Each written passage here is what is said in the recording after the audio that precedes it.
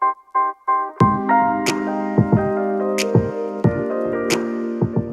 everybody, welcome back for another video. This time to help you guys shallow out your angle of attack if you're used to taking big fat divots because you're hitting down on the ball too much. So for a lot of people who struggle with being over the top and steep into the ball, they tend to take big divots so that the transfer of energy from the club into the ball isn't very good. They may be swinging it with a decent speed, but because the angle of attack is so downwards, the club speed never transfers into the ball and doesn't create ball speed as a result. So what we're gonna do with this feel and with this exaggeration is hopefully help you guys shallow out your angle of attack so that you can transfer the energy from the club into the ball with a little bit better efficiency, okay? So first things first, what most people tend to do as we've talked about is they come in steep and chops at the ball. So if I do that,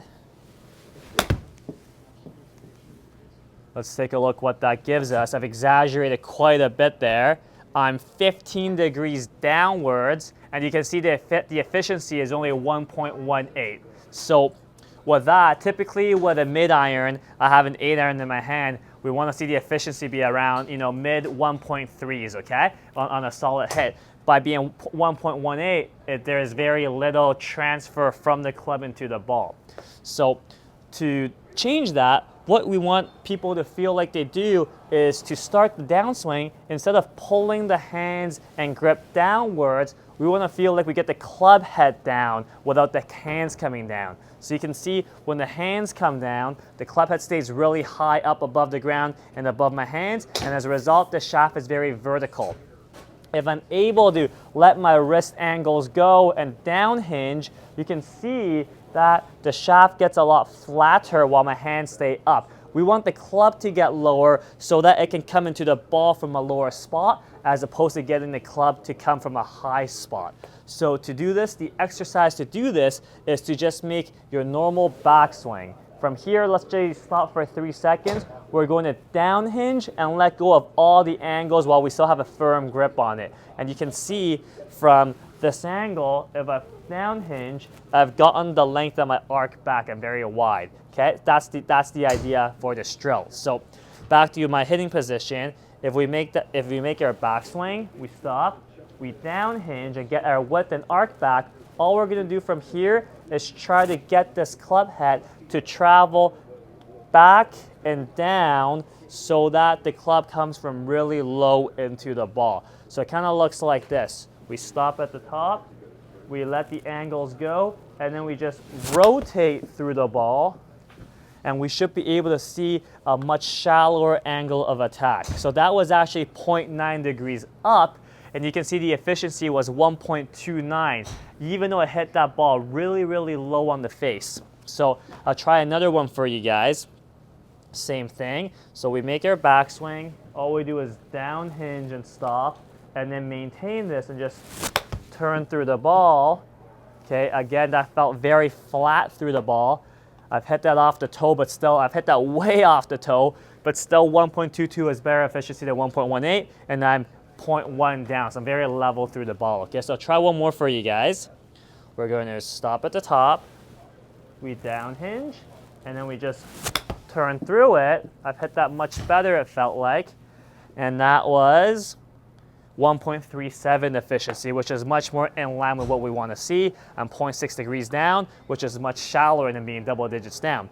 So now that let's say you do this 10 times, you've gotten used to down hinging and turning through the ball with your length of your arc retained, now we're going to try to do it in motion. So as a progression to it, if this was progression 1 where we stop at the top, stop on the down hinge and hit, progression 2 is going to be stop at the top, and then we're going to down hinge and hit.